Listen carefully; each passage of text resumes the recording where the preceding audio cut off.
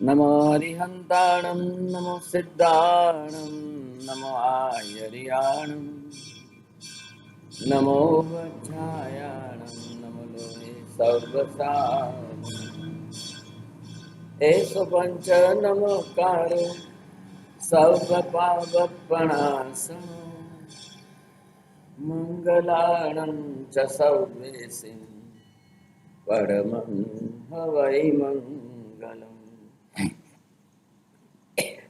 जय जगजीव जोनि वेयाणो जगगुरु जगानंदो जगनाहो जगबंधु जय जगप्रियामहो जय सुयाण पव तीर्थयराणं पश्चिमो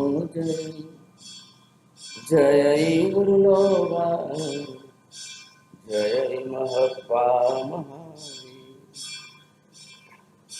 सच्चिदानंद संपूर्णं विश्वज्ञं विश्वभावनं शंखेश्वर पुरोतमसं पार्श्वनाथं नमाम्यहम् सर्वारिष्टगणशाय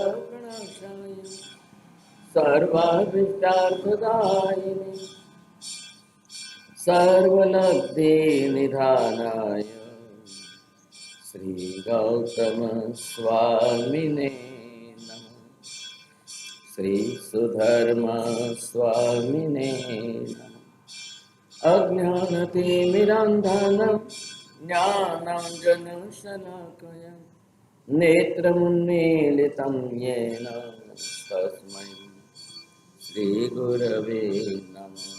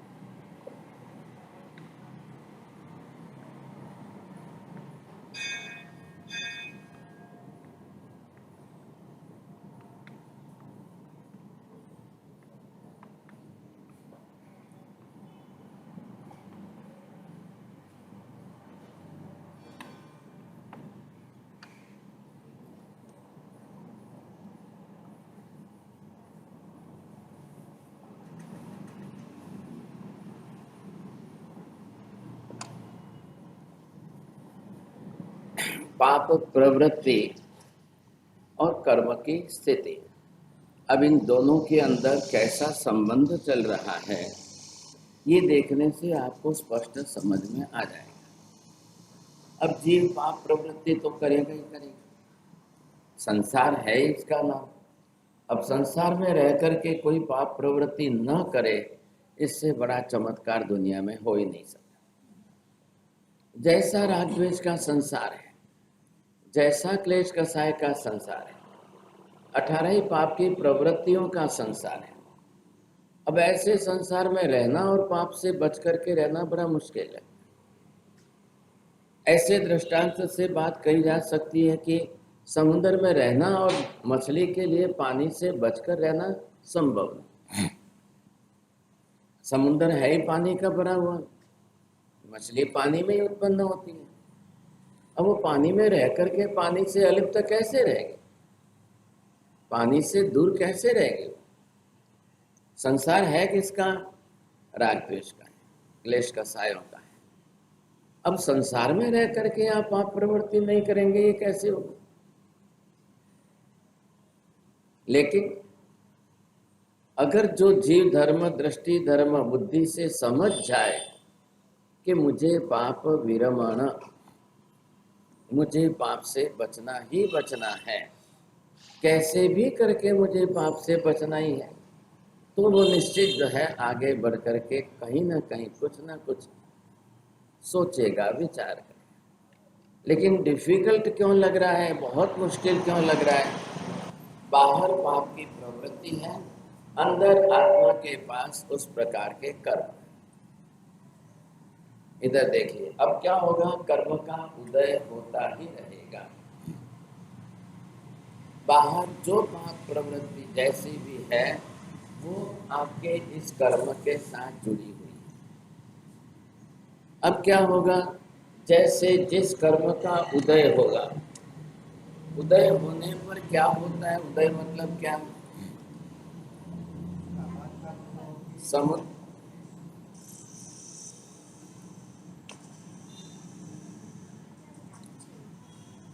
जिस तरह से उदय होना मतलब क्या है? जो कर्म प्रकृति सत्ता में पड़ी है, उसकी तरंगें बाहर निकलना शुरू। आपने गैस पर पानी रखा और उसमें से स्टीम निकलनी शुरू। गैस पर पानी रखा, दूध रखा, अब जब तक उसमें से स्टीम नहीं निकले, वहां तक उसका अबाधा काल है।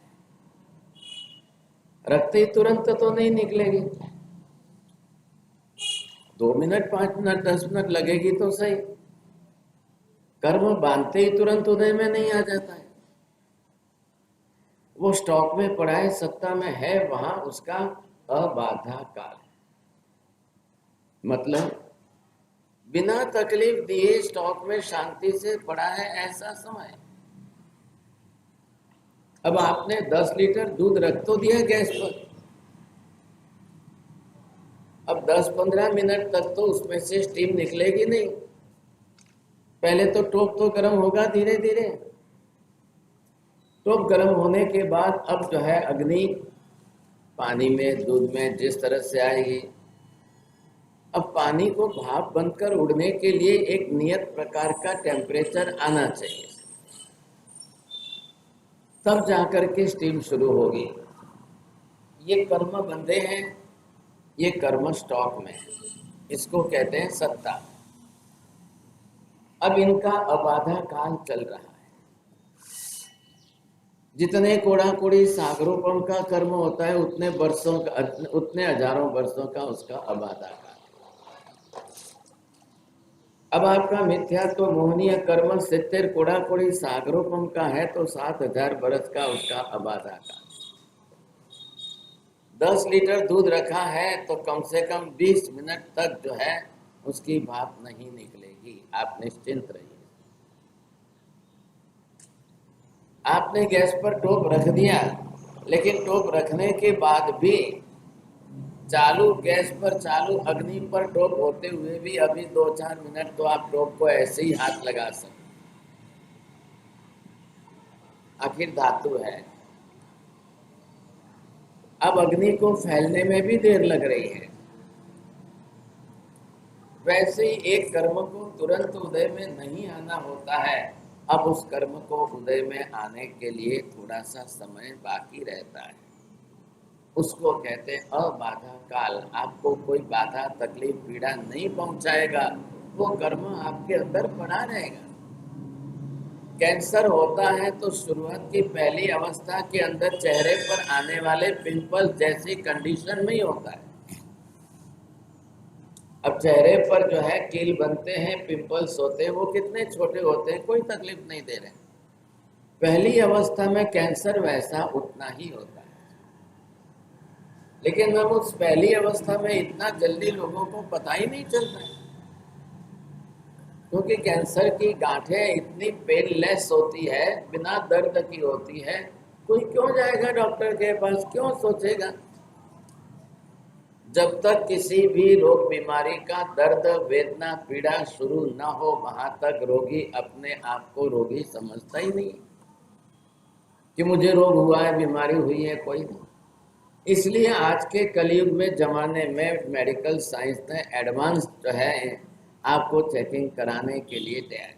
चलो कोई नहीं तो हर 6 महीने routine checkup, whole body checkup बाद बाद में कराते हैं।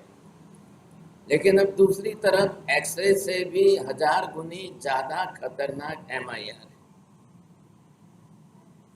ये MIR और एक्सरे ये भी आपको कैंसर कराने जैसे। तकलीफ ये है जब शरीर के इन अंगों में जाकर रेस जो है ये आपको फिर ला करके देगी चित्र अंदर से, तो वो भी तो कितनी घातक है कि आपके आर पार जा तो रही है। ये प्रूव हो चुका है। एक्सरे की किरणें भी कैंसर करती है, बार बार MRI कराने से भी कैंसर होता है। लेकिन अब लोग सोचते ही नहीं, आए दिन कराते हैं। और जिस प्रकार के कैंसर, जितने प्रमाण के कैंसर नजर के सामने आ रहे हैं पता नहीं। लेकिन शुरुआत की प्राथमिक अवस्था में चेहरे पर मुहासे होते हैं, कील होती है, उतने छोटे से प्रमाण में कैंसर की गांठ होती है। अब वो पता ही नहीं चलती। अब अगर आपकी कैंसर की गांठ बड़ी होगी, बड़ी होने के बाद कहीं न कहीं ऑब्स्ट्रक्शंस करेगी, तब जा करके आप जो है उसके लिए सोचेंगे। ગુજરાતીમાં જેને રસોળી કહેવાય છે એવી ચરબીની ગાંઠો તો ઘણી વખત થતી હોય તો કોઈ ગણકારતું નથી। चलता है, बहुत है, चलता है। ऐसी स्थिति के अंदर ये रसोली, because it is the lipoma, the gland of the fat only, एक फैट शरीर के अंदर एक जगह पर जम गई है। अब वो कहीं ब्लड सर्कुलेशन के अंदर ऑब्स्ट्रक्शन न बने तब तक तो चिंता ही नहीं है, गाड़ी चलती है, चलने दो, गाड़ी चल रही है। ऐसे ही महावीर कह रहे हैं कि भाई अंदर जब कर्म बहुत छोटे हैं तभी आप सावचेत हो जाओ। अब कर्म की प्रकृति का उदय होगा और बाहर संसार में पाप की प्रवृत्ति सर्वत्र है, तो क्या होगा? अब उस कर्म की प्रकृति का उदय होते ही आपको भी उसी प्रकार का पाप करने की इच्छा जल्दी हो जाएगी। थोड़ा ध्यान से समझिए। किसी भी प्रकार का पाप करने की इच्छा होती है, तुरंत सावचेत होकर समझ जाओ कि इस कर्म की प्रकृति का उदय हुआ है। इच्छा कहां से आ रही है? कोई इच्छा बाहर से नहीं आ रही है। बाहर की वस्तु मात्र इच्छा के लिए उत्तेजक निमित्त बन रही है और कुछ नहीं। ले हर व्यक्ति अपने हर वस्तुओं को आपको नजर में आए ऐसे रखेगा। मिठाई का दुकानदार भी डिस्प्ले करेगा। रास्ते चलते हुए किसी को भी मिठाई दिखाई देनी चाहिए, लेकिन आप फट से देखते ही खा न लो, तो इसके लिए उन्होंने कांच के शोकेस में रखा है। हर दुकानदार अपनी दुकान में साड़ियां होगी वो बाहर लटका के रखेगा। साग सब्जी लेने जाती हुई महिला भी साड़ी देख ले तो बाद में तुरंत लेने आ जाए, ये उनका हेतु है। कोई भी कुछ भी वस्तु होगी, हर वस्तु का प्रदर्शन करना, हर वस्तु को दिखाते रहना, ये लोगों की मानसिकता अनिवार्य हो चुकी है। क्यों? कि आपके अंदर कर्म की प्रकृति पड़ी हुई है। जब कोई वस्तु देखेंगे तो आपकी इच्छा अंदर जगनी है। अब वो इच्छा क्या वस्तु है? तो ये जो कर्म है, एक तरफ राग मोहनीय है, इधर आपका द्वेष मोहनीय कर्म है। अब इसमें से आपकी इच्छा जगती रहेगी। अब राग की इच्छा बनी है या द्वेष की इच्छा बनी है, अब वो पहले ही बाहर निकल से आपको विचार कराएंगे। इच्छा को पहले विचार में आना जरूरी है। अब विचार में आए तो कैसे आए? 2 बार, 3 बार, 4 बार, 10 बार, 20 बार रिपीट होते होते विचार बन जाए। अब वो इच्छा आपकी इतनी तीव्र हो रही, अब बड़े और छोटे में फर्क ये है कि बच्चे अपनी इच्छा को रोक नहीं पाते हैं। बड़ों की समझ है, विवेक है, वो इच्छा पर कुछ नियंत्रण कर लेंगे। आप इच्छा पर नियंत्रण करके तुरंत उसी समय वही काम नहीं करते हो तो आप बच जाओ। बच्चे इच्छा पर नियंत्रण करने के लिए मेंटली प्रिपेयर नहीं है, मानसिक अभी उनके संस्कार बने नहीं है, विवेक बना नहीं है, तो उनको तो तुरंत इच्छा पूरी करनी है, देखते ही तुरंत। और वो आदत पड़ चुकी है कि जब इच्छा हो जाए थोड़ा सा रोना बोलना चिल्लाना ऐसा कुछ करो तो मम्मी तो तैयारी है। अब आज का जमाना है, पहले तो होता तो हर माँ के 5 बच्चे होते थे तो वो सबकी इच्छा थोड़ी पूरी करने जाएगी, और अब आज है ही एक का एक बेटा है तो चलो जल्दी करो जल्दी करो जल्दी इच्छा पूरी करो जल्दी इच्छा। अब उसकी आदत लग गई, जब जब कोई इच्छा हो जाए तो ऐसा ऐसा रोना चिल्लाना बोलना कुछ करो मम्मी जल्दी इच्छा पूरी कर दे। और माँ की ममता इतनी है कि बस एक का एक इकलौता बेटा है, अब क्या रोना क्या देना क्या इसके लिए, बच्चे को क्या रुलाना, भी चलो जो इच्छा है जल्दी पूरी करो जल्दी पूरी करो। अब वो उसकी आदत बन, आपके लिए संबंध से वो बच्चा है, लेकिन कर्म के संजोग से वो भी आया हुआ एक स्वतंत्र अलग जीव है। अब उस जीव को शरीर बनाकर जन्म लेना था, इसलिए आपके गर्भ में आया है और माँ ने जन्म दिया है, इसलिए मातृत्व की ममता बनी। अब वो भी अपने कर्म साथ में लेकर आया है, और संसार में हिंसा चोर चोरी सब बात तो चल ही रहे। आज जाके आप सिमंदर स्वामी को पूछो, हे भगवान કેટલા વર્ષો પહેલા આ દુનિયામાં હિંસા જૂઠ ચોરી હતી જ नहीं। सिमंदर स्वामी ना कहेंगे भाई एक दिन भी अनंत भूतकाल में ऐसा नहीं था कि जब 18 पाकिस्तान थे ही नहीं था, ऐसा कोई दिन नहीं था। 18 पाकिस्तान शाश्वत है, मतलब शाश्वत का मतलब क्या हुआ, अनादि काल से चल रहे, अनंत काल तक चलने वाले। हजारों तीर्थंकर आके गए, लाखों तीर्थंकर हो गए, करोड़ों तीर्थंकर आए और गए, लाख करोड़ मत बोलिए, अनंत तीर्थंकर भूतकाल में हो चुके हैं। कोई दुनिया में से एक भी पाप समूल नष्ट हुआ क्या? भविष्य में भी नहीं होगा। तो फिर तीर्थंकर का क्या फायदा? क्या भगवान चमत्कार नहीं करते हैं? क्यों नहीं कर रहे हैं? भगवान को चमत्कार यही करना है कि आपको पाप से छुड़ा दे, बचा दे, आपको जो है उसमें से बाहर निकाल। क्या क्या कोई तीर्थंकर आएंगे वो समुद्र का पानी सोख लेंगे? इतने बड़े समुद्र महासागर है, उनका सब पानी नष्ट कर लेगा? ये हिंदू धर्म में है ऐसी बातें। अगस्त ऋषि आए, सब समुद्र पी गए और पेट में पेशाब किया, इसलिए समुद्र खारा हो गया। अब ये ऐसी बातें वहां पर मिलती हैं आपको।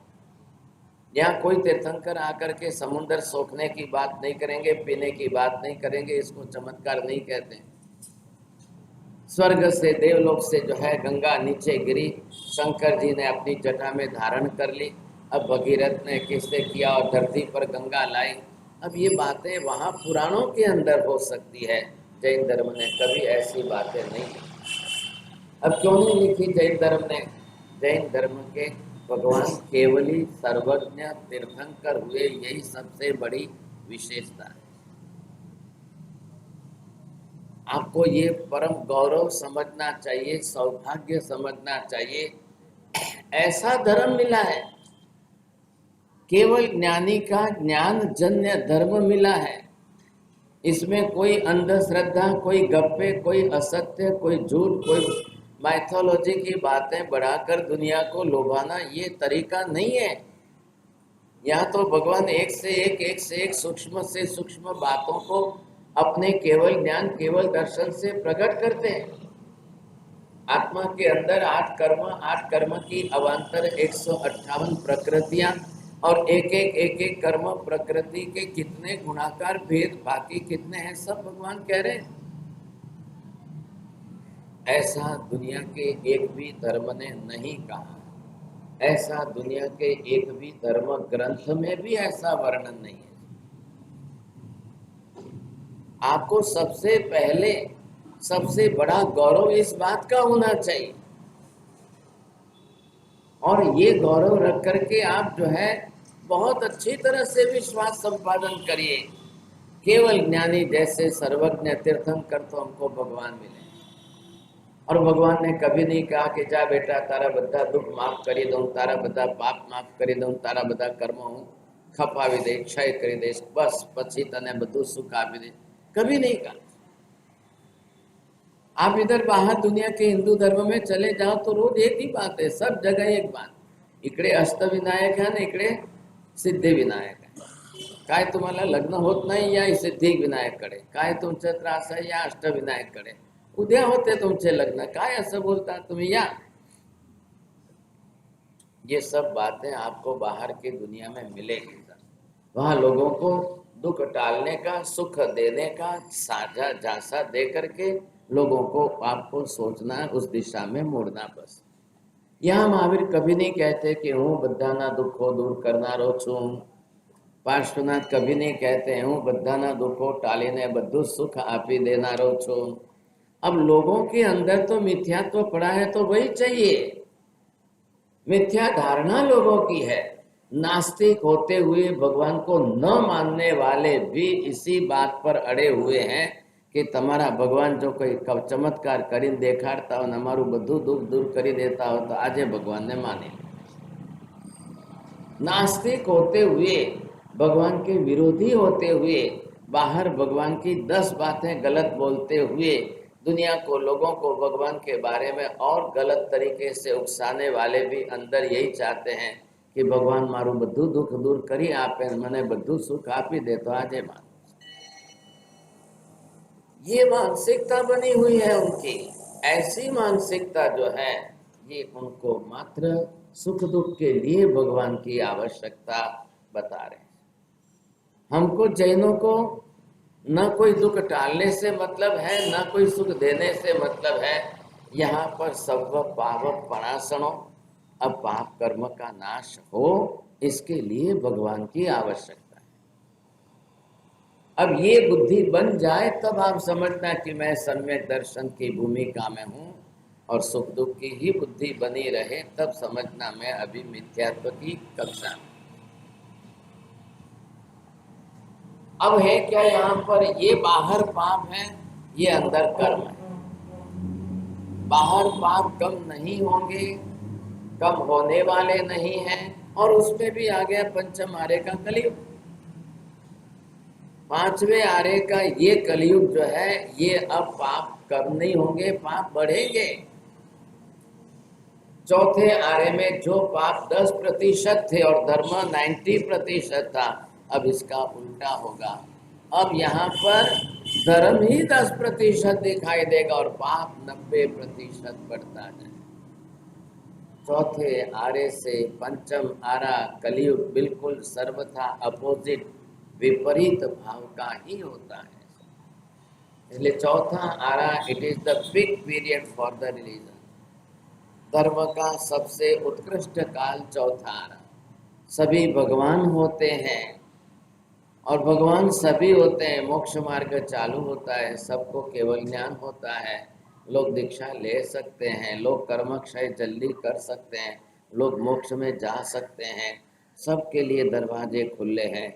इसलिए अन्य आरों में, 5वें आर्य में जन्म मिलने के अपेक्षा अगर चौथे आर्य में जन्म मिल जाए तो निश्चित समझो आपका 1000 गुना पुण्य प्लस पॉइंट में ज्यादा। लेकिन अब जो पाप प्रवृत्ति ज्यादा करेंगे उनको चौथे आरे में जन्म कैसे मिलेगा? चौथा आरा पाप न करने का काल है, 5वां आरा ही पाप करने का काल है। आज आ पुरવાર થઈ ગઈ વાત કે આપણને 5વા આરામાં જન્મ મળ્યો છે, એનો મતલબ આપના અશુભ કર્મનો ઉદય વધારે છે એટલે મળ્યો છે। क्यों आपको जो है महाविद्य में जन्म नहीं मिला? शुभ वीर विजय महाराज स्तवन की ढाल में गाते हैं, हम क्यों न भय मोर महाविदेह में। हे भगवान सिमंदर स्वामी भगवान, आ भरत क्षेत्र में जन्म लेवा करता तो तमारे त्या में मोर पण थई गया होत तो काम लागे। અહીંયા કૂતરા બિલાડા થવા કરતા તો પાલીતાણામાં મોર પણ થઈ જઈએ તોય 21 ભવે તો मुक्ति છે एक समय। जिस भूमि के अंदर आपके पुण्य के उदय के साथ आपके पाप के उदय के साथ क्षेत्र और काल भी इतना ही संबंध रखता है। क्षेत्र भी सुयोग्य आपको पुण्य के अनुरूप मिलेगा या क्षेत्र भी आपको पाप कर्म के अनुसार मिलेगा, दोनों। કયું ક્ષેત્ર મળે છે, કેવું ક્ષેત્ર મળે છે, એ પણ તમારા પુણ્ય ને પાપ કર્મના ઉદયની સાથે સંબંધ ધરાવે છે। અત્યારે જેમના પાપ કર્મની પ્રકૃતિઓનું પ્રમાણ વધારે હોય એને પાંચમા આરાના કલિયુગમાં જન્મ મળે છે। क्षेत्र और काल दोनों आपको अनुकूल या प्रतिकूल, कब किसको कैसा मिले वो आपको देखना है। इधर आप ये समझिए कि आपको किस प्रकार का, नंबर 1 क्षेत्र आपको प्लस में अनुकूल मिल रहा है लेकिन काल जो है वो प्रतिकूल मिल रहा है। नंबर 2 क्षेत्र भी आपको अनुकूल मिल रहा है, काल भी आपको अनुकूल मिल रहा है। नंबर 3 क्षेत्र प्रतिकूल मिले फिर भी काल अनुकूल मिल जाए। नंबर 4 दोनों ही आपको प्रतिकूल मिल जाए। दोनों ही प्रतिकूल का मतलब आज भी कई जीव 30 अकर्म भूमियों में पैदा हो रहे हैं। आज भी सैकड़ों लोग जो है, लाखों लोग ऐसे अकर्म भूमि, अनार्य भूमि, पाप की भूमि में पैदा हो रहे हैं, वहां जा रहे हैं। अब क्या कहना, बोलिए साहब, कैसे कहना? तो ये तो आज भी हो रहा है, काल तो ऐसा भी है आज। लेकिन नंबर 2 में आप इसको देखिए, क्षेत्र भी आपके प्रबल पुण्य से सुयोग्य सानुकूल और काल भी आपके लिए प्लस पॉइंट में है। आज 5वां आरा भरत क्षेत्र का पंचम काल का कलयुग है, लेकिन आपने धर्म करने से पाप प्रवृत्ति को रोक करके आपके घर में चौथा आरा बना लिया। ये this is the destiny of time, it's a common for all. ये भवितव्यता क्षेत्र और काल की तो पूरी दुनिया के लिए, कोई 5वां आरा आपके अकेले के लिए नहीं है, पूरी दुनिया में फैला हुआ है। लेकिन पूरी दुनिया में 5वां आरा होते हुए आपने अपने परिवार के अंदर, अपने घर के 10-20 लोगों के बीच में, अपने रिश्तेदारों के 10-20 लोगों के बीच में आपने इतना सुंदर धर्म का वातावरण बनाया। अब हमारे यहाँ कोई पाप नहीं करता है, અમારું ઘર એવું છે કે કોઈ ખોટું બોલતું જ નથી, અમારું ઘર એવું છે કે કોઈ ચોરી કરવાની વાત જ નથી, નામ નિશાન નથી, અમારું ઘર એવું છે કે પ્રાણાતિપાતની જીવ હિંસાની પ્રવૃત્તિ અમારા ઘરમાં નથી, અમારી 7 પેઢીમાં નથી। ये कोई बना ले, अपना घर बना ले, उस पर आधार। दुनिया में 5वां आरा है, पूरी दुनिया में है, लेकिन इस घर में नहीं है। अब जो आ गए, अब जो घर आपका बन गया है, अब बहू कहीं से लाओ तो भी 10% देख करके लाओ। हमारे पैसो टको नहीं जोईतो, हमारा घर में ये हामे ते लईने आवे एवी नहीं जोईती, हमारा घर में कोई पापनी प्रवृत्ति न करवे, न करवा दे, न थाय ने न थवा दे, एवी जोईए। है आपका लक्ष्य है? अब 99% लोगों का तो लक्ष्य वही है कि कितलू लईने आवे छे, कितना कमा रही है, कितना पैकेज है, कितना क्या लेके आ रही है। अब जब लोग ये दृष्टि बना लेंगे तो फिर क्या देंगे? अब वो कैरेक्टर लेस होगी और फिर भी 10 लाख लेके आ रही है तो राजी हो? कैरेक्टर लेस है, क्या राजी होना, सोचिए। चरित्रहीन स्त्री अगर वो 50 लाख लेके भी आ रही है तो भी नहीं चाहिए भाई, उसका पैसा पाप का पैसा नहीं चाहिए। याद रखिए, पाप का पैसा भी घर में आएगा तो बुद्धि भी पाप की बनेगी। इसलिए मार्गानुसारी के 35 गुणों के अंदर पहला गुण आपको दिया है न्याय संपन्न विभव, just earn the money with the ethics and morals. There must be ethics and moral in your family. ये धर्म तो बाद का है। आमिल उपवास का धर्म तो बाद का धर्म है। द बेसिक धर्म जो है वो नैतिकता का धर्म है, वो एथिक्स एंड मॉरल्स का धर्म है। भगवान को नहीं मानने वाले हो लेकिन घर के अंदर न्याय नीति मत्ता बहुत अच्छी चल रही है साहब, ये बेसिक धर्म है। ये घर में होना अनिवार्य है। नहीं जोई तो हमारे पापनो पैसो। एक श्राविका वो धर्मिष्ठ है तो अपने पति को कहे अपने छोकराओ माटे बे कपड़ा फाटेला सांधीने पण પહેરાવશો પણ ખોટું તમે પાપ કરીને પૈસો લાવતા નથી જોઈતું। કોઈ ફરક નથી પડતો, કોઈ પૂછતું નથી ને કોઈ કહેતું નથી। બે ફાટેલા કપડા સીવીને પહેરાવશો તો કોઈ બોલવાનું નથી। ભલે બોલે हमारी इज्जत जाए भले जाए। कपड़े से इज्जत नहीं है, इज्जत आपके करनी से है। તમે ઇજ્જતને કપડા ઉપર લાવીને મૂકી ન દો, તમે ઇજ્જતને દાગીના ઉપર લાવીને રાખી ન મૂકો, તમે ઇજ્જતને શોભાનું સ્થાન બનાવી ન। ઇજ્જત ये आपके लिए જેને ગુજરાતીનો શોભાના ગાંઠિયા કહેવાય એનું નામ इज्जत નથી होती। पुराने प्राचीन लोग आप देखिए, करोड़ोंपति थे उस जमाने के, फटे पुराने कपड़े पहनकर चल जाते। पेथर शाह एवो लहंगो ने झब्बो ने धोतियो, ए जमाना में धोतियानो ज रिवाज हतो। ऐसे कपड़े पहनकर चलते थे, कोई पहचान भी नहीं सकेगी इतने बड़े सेठ। लेकिन कुमारपाल राजा की सभा में इधर कुमारपाल चढ़ावा बोले और सामने कोई दूसरा चढ़ावा बोले तो भाग्यशाली बड़ी बात है कि छोटी बात है। अब कुमारपाल तो राजा है, वो हजारों मन बोल जाएगा, लेकिन उसके सामने कोई बोले तो लोग देखने लग जाते हैं कौन छे कौन छे। પહેરવાના જબ્બાનું ઠેકાણું નથી અને કુમારપાલ રાજા કરતા મોટો આંકડો ચડાવવામાં બોલે છે। और जब नाम डिक्लेयर होवे तब लोग सोचते हैं कि कौन छे भाई, कौन छे जरा कोनु नाम छे सांभळो तो खरा। जब उनको बहुमान के लिए खड़े करते हैं तो कहीं धोती फटी हुई है और कहीं जब्बा फटा हुआ है। हाँ एवा जब्बा पहनेला आव्या छे कि कोई जोईने ना कही सके कि आ माणस आटलो मोटो चढ़ावो बोले छे। ए कालमां कलियुगनी अंदर ए जमानामां कुमारपालना राजमां जे छे 56 धड़ी, ત્યાં આગળ શબ્દ વપરાય છે ધડી। આટલું ધડી સોનું એક મેજરમેન્ટ था, पुराने जमाने का माप था। આટલું સોનું કોઈ બોલી જાય છે, सामान्य बात है। लेकिन कुमारपाल राजा का दिल भी कितना उदार था। वो उसको कोई जिसने ज्यादा चढ़ाव बोल रहे उसको दुश्मन नहीं मान रहे, ऊपर से गले लगा रहे हैं और बड़ी बड़ी खुशी के साथ कि हमारे मेरे राज्य में ऐसे भी ये दानवीर है। आप एक एक इतिहास की घटनाएं सुनो, आपको आश्चर्य हो जाएगा। पेथर शाह, जगड़ू शाह, अंबर श्रावक वगैरह कैसे कैसे लोग थे उस समय। दानवीरता के अंदर कितनी ऊंची कक्षा के। उनके घर में पत्नी वैसी थी, उनके घर की बहुएं वैसी थी। आप सोचिए समझाएंगे। अब जो एक बार बहू बनकर आगे वो फिर अपने घर की चिंता वहां की नहीं करती, जिस घर में आई है वहां के संस्कार से चलती। एक बहू को तो ससरा ने सासू ने એને છૂટ આપી।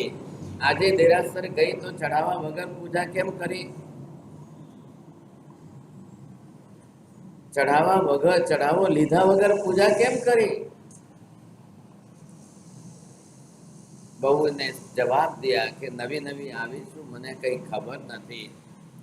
તો શેઠ અને સાસુએ બે જણાએ કીધું આપનો રિવાજ એવો છે, રોજ ભગવાનની ભક્તિ પૂજા બધું સારો ચઢાવો લઈને જ કર। અમારા ઘરની વહુ આવી રીતે નહીં। દરેક વહુને સંસ્કાર છે કે હવારમાં ઉઠીને પહેલા દાન પુણ્ય કર્યું કે નહીં। શું કર્યું? एक वहू जे छे कबूतर ने चना नाखवा जाए, बीजी वहू गाय ने घास नाखवा जाए, तीजी वहू गरीबों ने खवड़ावा जाए, चौथी वहू रसोई बनावीने देरासर में थाल अर्पण करवा जाए।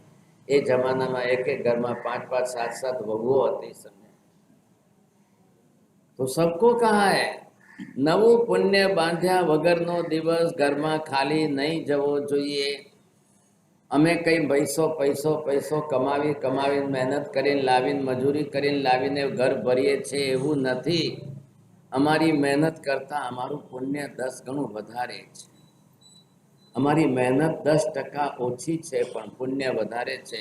એને પુણ્યશાળી કહેવાય છે, શ્રીમંત કહેવાય છે. कमावा तो बधाए कमावा जाए છે. सबको थोड़ी इतना मिल जाता है. कमाते सब है, इससे क्या हो गया? एक तो पुण्य प्लसમાં હોય ને કમાવો અને એક પુણ્ય માઇનસમાં હોય અને મહેનત કરો, બેમાં ફરક કેટલો છે. જેને પુણ્ય ખાતામાં નથી એને અંતરાય કર્મ ભારે ઉદયમાં હોય, 100 ગણી મહેનત કરે તો એ 10% ન કમાય. બીજો એક પુણ્યશાળી છે જેનું પુણ્ય 100% છે અને 10% જ મહેનત કરે છે.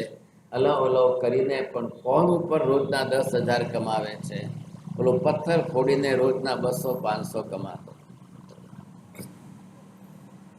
ભારે મહેનત મજૂરી કરીને પણ માંડ જે છે પેટ ભરવા પૂરતું કમાતો હોય ને આ પુણ્યશાળી બેઠો બેઠો ફોન ઉપર સવારથી હવાલો હલો કરે, એમાં 10,000. દુનિયામાં બધી જાતના લોકો છે, બધી જાતના લોકો છે. હવે આ દ્રષ્ટિએ જ્યારે પુણ્ય તમારું પ્રબળ છે તો પાપ કરવાનું ગમે કેમ આપણને? કેમ પાપ થાય છે?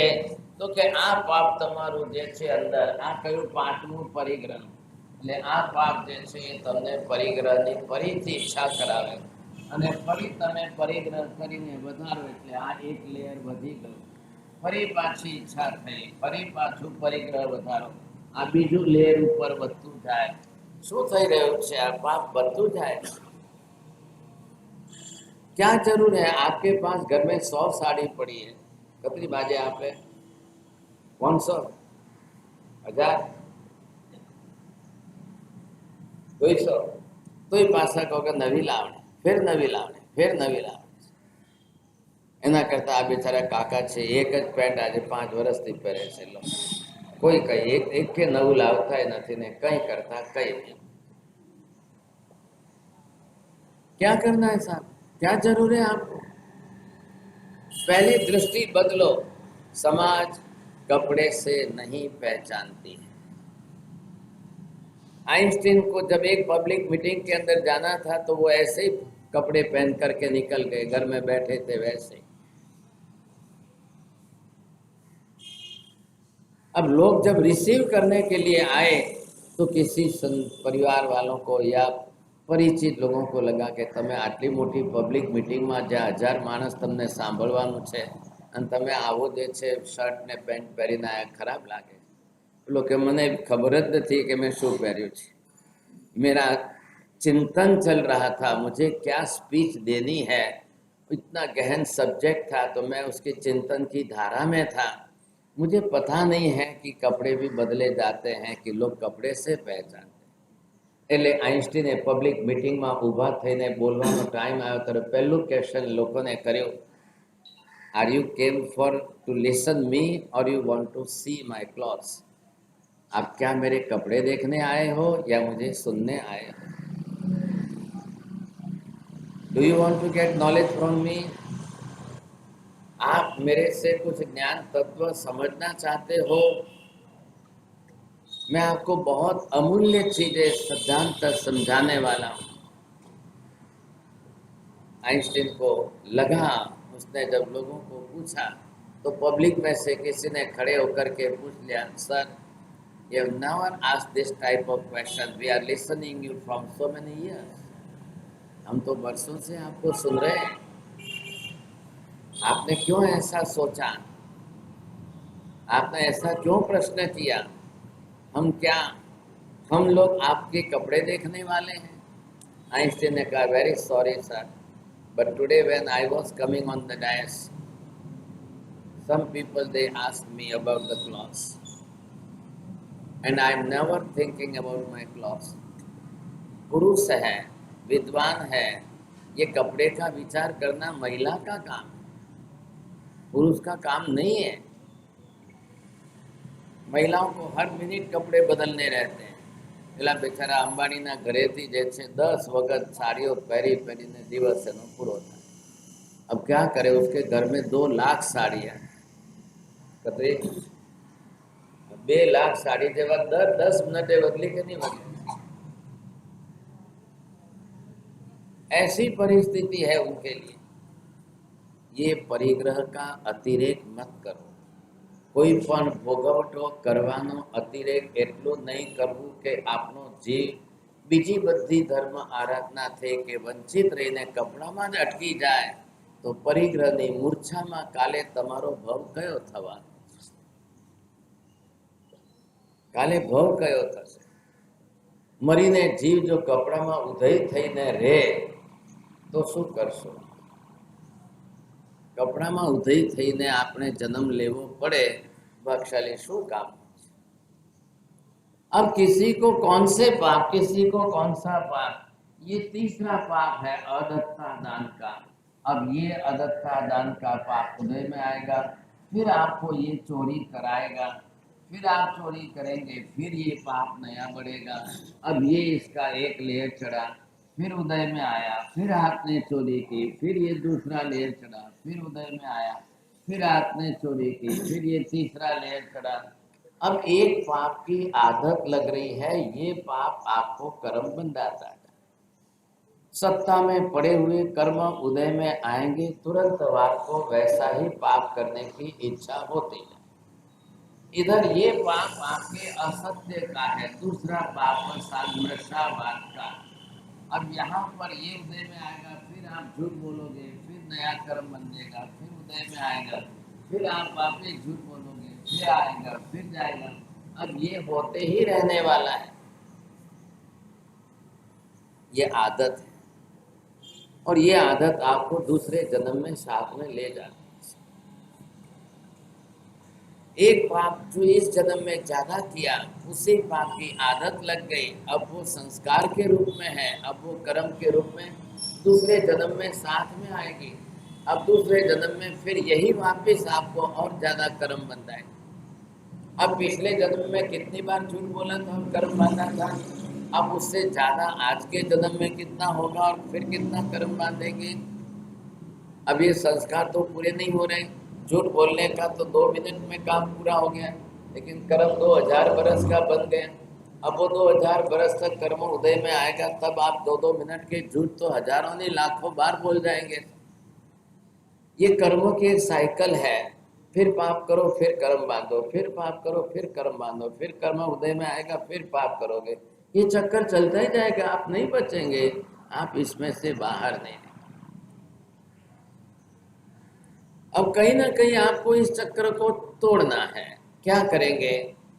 कर्म तो खपाने से रहे आप, तो कम से कम पाप नहीं करने के पचखान लें। यहाँ हम अगर पाप से बचने के पचखान लेंगे तो जाके रास्ता निकलेगा, नहीं तो संभावना नहीं। अब आपको सोचना है करना कि नहीं करना। अभी भी पाप का विरमण, नशावाद विरमण व्रत, अदत्ता दान विरमण। जब आप जैसे ही जो है इसको रोकने के लिए, अब यहाँ पर आपने ये बीच में विरमण अगर किया, मतलब आपको पाप घटाने से बचाने का ये आपका व्रत हो गया। अब ये व्रत आपके लिए धर्म बन गया। अब ये धर्म आपको नई बार बार नया पाप नहीं कराएगा।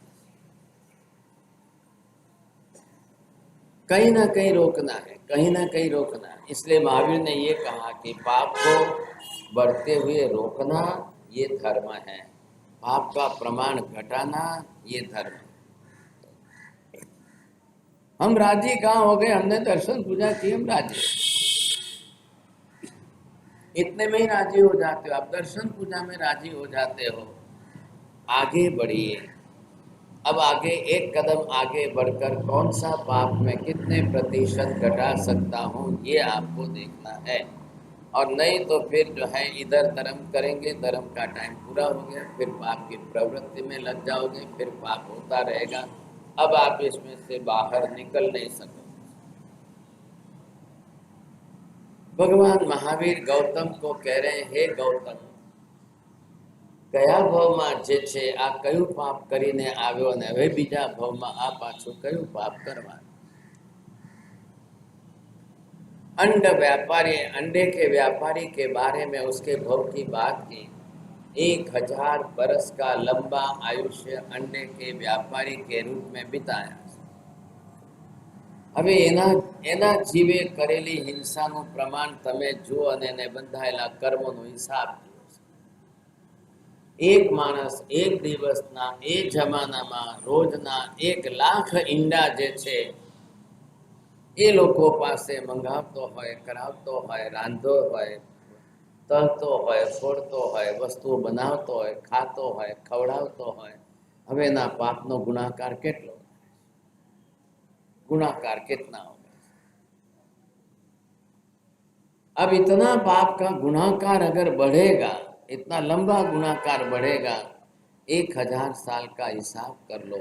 एक दिन के 1 लाख अंडे, 1 बरस के 360 दिन, और 1000 बरस के उसकी जिंदगी के दिन कितने, और इतना बड़ा उसका पाप का प्रमाण। ये व्यापार बनाकर उसने इतना फैला दिया, फैला दिया, फैला दिया। अब वो मर भी जाएगा तो भी पाप चलता रहेगा। મહેરબાની કરીને એવું પાપ ન કરતા કે તમે તમારું પાપ એટલું વિસ્તારી દો અને કાલે તમે મરી જાઓ તો પણ તમારા માટે આ પાપ ચાલતું રહે, તમારા નામે ચાલે। ये तो रोज हो रहा है, आप देख रहे हो, आज भी संसार में देख। कई लोग अपनी ऐसी फैक्ट्रियां लगा के बैठे, इंडस्ट्री लगा के बैठे, डे नाइट फैक्ट्रियां चल रही है, रात दिन पाप की प्रवृत्ति होती रहती है, जीव हिंसा आदि होती है, जो भी है। और अचानक कोविड में चले गए, फैक्ट्री तो चल रही है, चाहे बेटा चला रहा है, कोई रिश्तेदार चला रहे हैं, कोई सगे संबंधी को रखा है, या किसी को अपॉइंट कर दिया है, या किसी को फैक्ट्री किराए पर दे दी है, व्हाटएवर।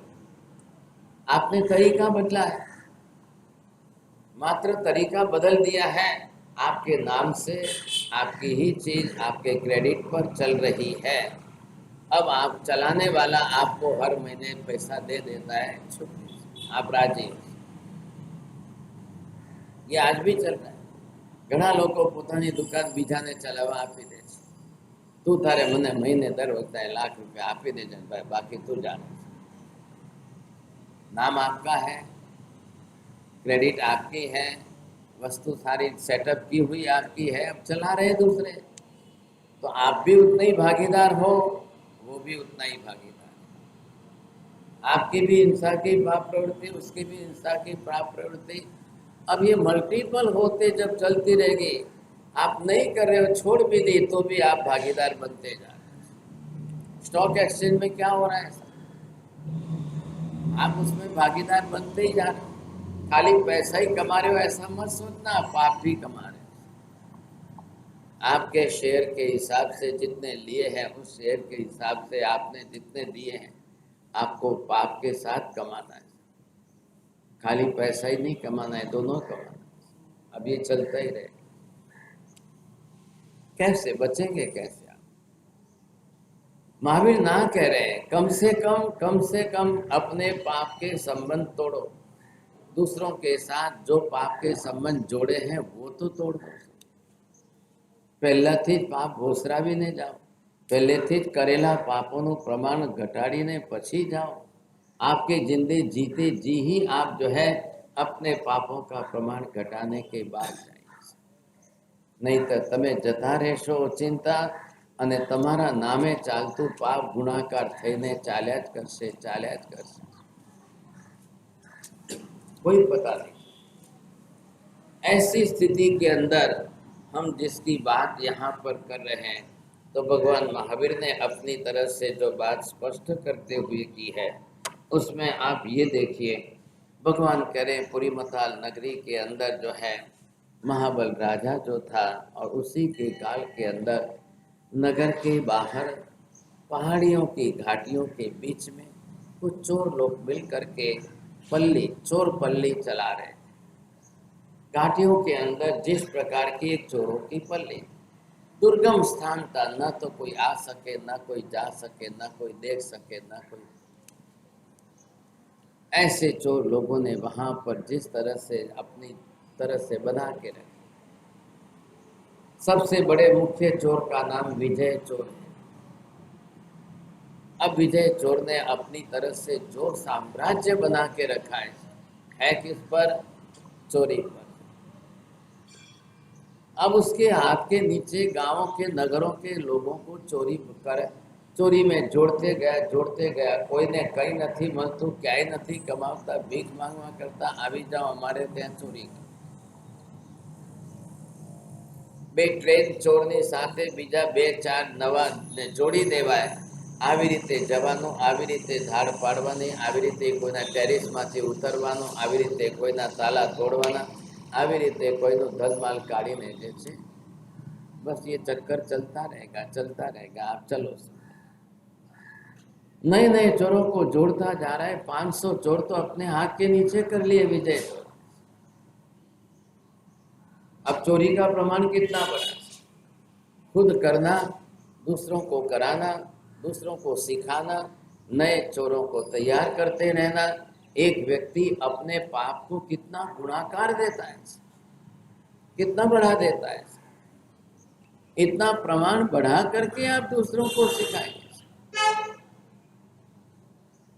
गलती से भी कोई पाप मजबूरी में भी अगर आपको करना पड़ता है तो मेहरबानी करके आप उस पाप में दूसरों को मत जोड़िए।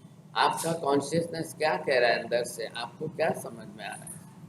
आप जानते हो, समझते हो मैं कर रहा हूँ, गलत कर रहा हूँ, लेकिन मैं कम से कम दूसरों को तो न जोड़ दूं साथ में। मैं अन्य किसी को तो साथ में पाप में भागीदार तो न बनाऊं। मेरा पाप में दूसरों को सिखाऊंगा तो पाप का तो गुनाहगार होने ही वाला है। इतनी बड़ी गलती नहीं करनी। जितना पाप को आप गुनाहगार करके मल्टीप्लाई करते जाओगे नरक गति के अंदर, उतना ही आपका गुनाहगार बढ़ता जाता है, 10 गुना होता जाता है। ये पहले हमको समझ। नरक तो नरक ही है। आप तीसरी नरक में जाओ कि दूसरी नरक में जाओ, सब जगह पर मिनिमम आयुष्य भी है, मीडियम आयुष्य भी है, मैक्सिमम भी है। पहली नरक के अंदर मिनिमम 10,000 वर्ष का आयुष्य है, लेकिन मैक्सिमम 1 सागरों का। अब आप मिनिमम में जाओ तो जल्दी छूट जाओगे। गए जरूर नरक में गए, लेकिन आप 10,000 वर्ष में ही नरक में से निकल गए। ये आपको दे। लेकिन नरक में जाकर पहली नरक होते हुए भी 1 सागरोपम बरोबर असंख्य वर्ष तक आप उसी नरक में दुखी होते ही रहो, तो कब बाहर निकलेंगे? क्या होगा फिर, कैसे होगा? लोग सोचने को तैयार नहीं। पाप प्रमाण में बढ़ता जा रहा है। ऐसी स्थिति के अंदर जहाँ धन संपत्ति का साम्राज्य अच्छा विपुल प्रमाण में है, अब चोरों की शादियां होगी कि नहीं होगी? कोई चोर मानस છે એ જોઈને પોતાની કન્યા આપશે ખરો? लेकिन किसी का नहीं रुक रहा है संसार। पैसो छे ने हालो ने मूको ने पंचायत, बीजी बधी बात खाड़ामां गई। पैसो જોઈને પરણનારા કેટલા છે? આજે પણ છે। पाप कोई जोता नहीं, पापनी प्रवृत्ति कोई जोता नहीं। पहले हमारे यहाँ पिछले काल के अंदर लोगों की प्रवृत्ति देखी जाती। क्या कर रहे हैं लोग? पैसो अगत्यनो નથી, काम शू करे छे, शेमा पैसो कमावे छे, ये केटलू कमाए छे। ये बात हमारे 50-100 साल पहले थी। कोई पैसो जोईने अंजाई नहोता जता।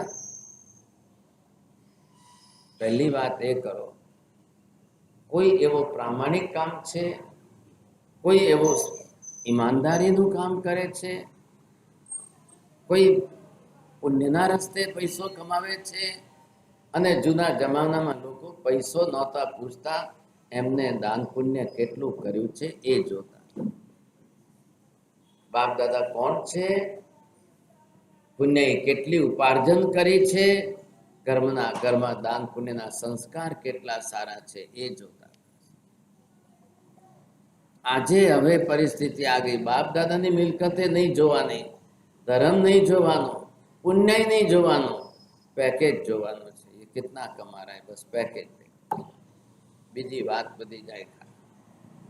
पहले के लोग कन्या के जीवन में कन्या का पैसा नहीं देखते थे.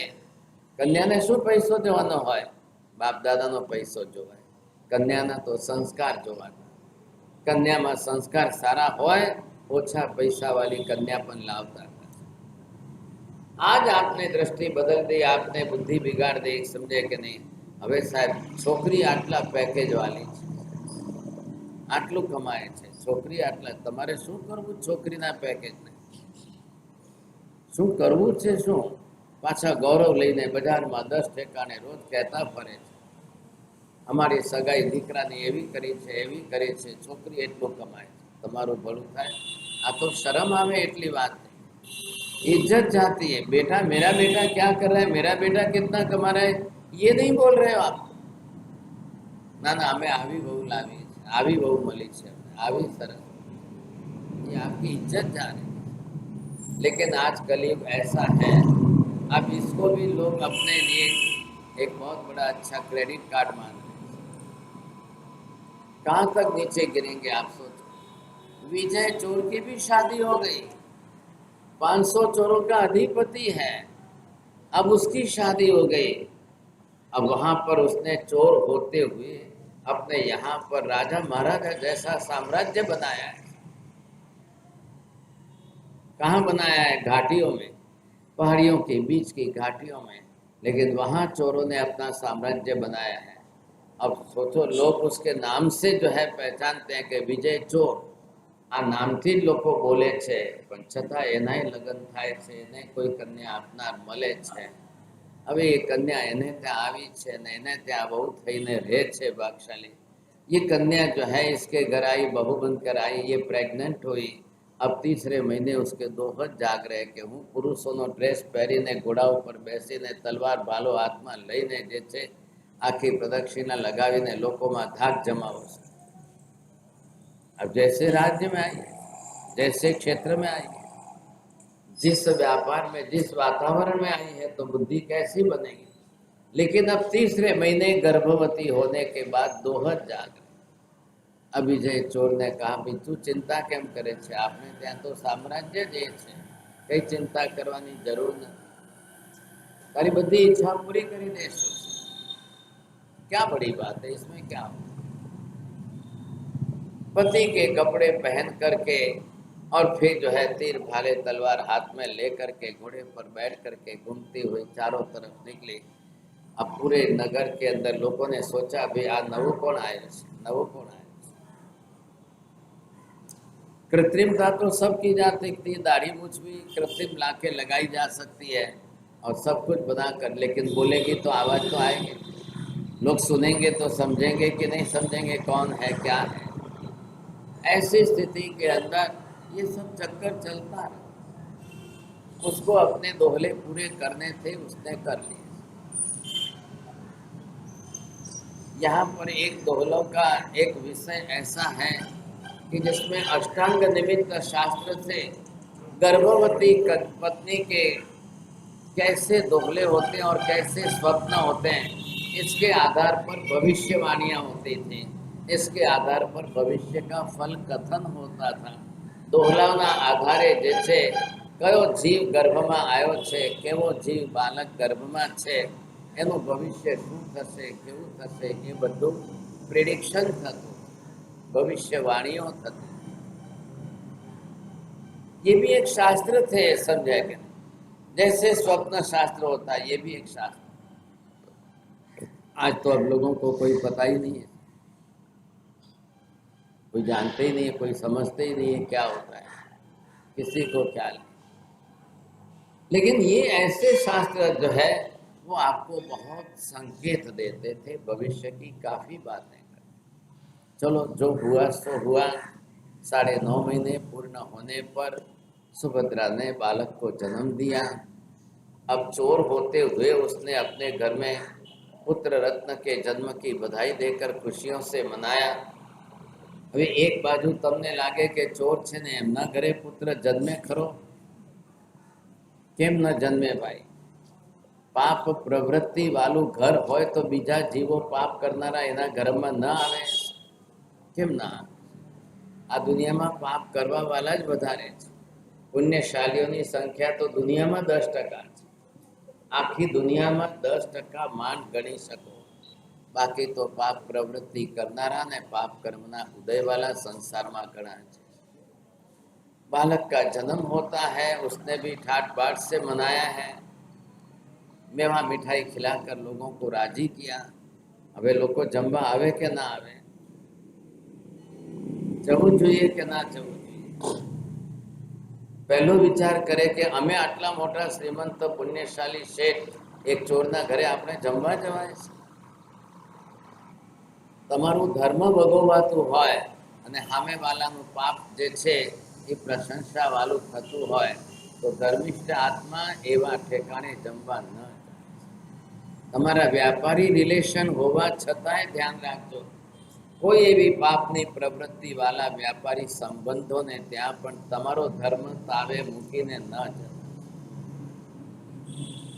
हमारा धर्म बदनाम ना हो, हमारा कुल और वंश बदनाम ना हो। कल आप ऐसे लोगों के साथ चले जाओगे, कल ऐसे लोगों के साथ बैठ जाओगे, कितना बड़ा अनर्थ होगा। और इन्होंने अपने यहाँ पर सब व्यवस्था रखी है लोगों को खिलाने पिलाने के लिए। एक बाजू धूम खावा पीवानुं छे ने बीजी बाजू दारू ने शराब पण राखी। खाई पीने पण दारू पी लो कोई चाले। उच्च गोत्र में और नीच गोत्र में कितना बड़ा अंतर होता है ये समझिए। कैसी परिस्थितियां निर्माण होती है। आजे आजे पण सांभळवामां आवे छे, श्रीमंत लोको पण ज्यारे होटलोमां मोटी जग्याए जमणवार राखता होय त्यां दारू पण भेगुं राखता। ये बड़े शर्म की बात है कि आप खिलाते भी हो और पीछे पिलाते भी हो। आप खुद पाप करते हो, दूसरों को कराते हो, पाप के भागीदार बनते हो। आप याद रखना, थोड़े दिनों में, थोड़े काल में, थोड़े वर्षों में आपके पुण्य ही समाप्त हो जाए। जब पाप इतना प्रमाण में आप करने लग जाओगे, कराने लग जाओगे, तो आज पुण्य ही है और थोड़े काल में शायद आपकी आंखों के सामने आप देखोगे घराना खलास होता जाएगा, इज्जत धूल में मिट्टी में मिलती जाएगी। लोग यही कहेंगे एक था, कोई था, आज नहीं है। एक दिवसे एमना घरનું पुण्य ने सुख संपत्ति घणी सारी हती, आजे नहीं देखा। धन संपत्ति को महत्व मत दीजिए, अपनी यश कीर्ति और इज्जत को प्राधान्यता दीजिए। और आज भी इस दृष्टि से बचनेंगे चलेंगे तो जीवन है। अब पुत्र का जन्मोत्सव करके लोगों को समाज में खिला पिला करके अभग्न सेन ऐसा इसका नाम रखा है। ये तीसरे अध्याय का नाम यहाँ पर शुरू हो रहा है, अभग्न सेन। ये बैकग्राउंड आपको थोड़ा सा बताया गया है। अब इसके बाद में आपको सुनना है कि अभग्न सेन का क्या होता है। आपको लग रहा है पुण्य के घर में है, आपको लग रहा है धन संपत्ति माल मिलकत अमाप है, लेकिन कितना बड़ा अनर्थकारी होता है ये वृत्तांत हम फिर वापिस कल आगे शुरू करें।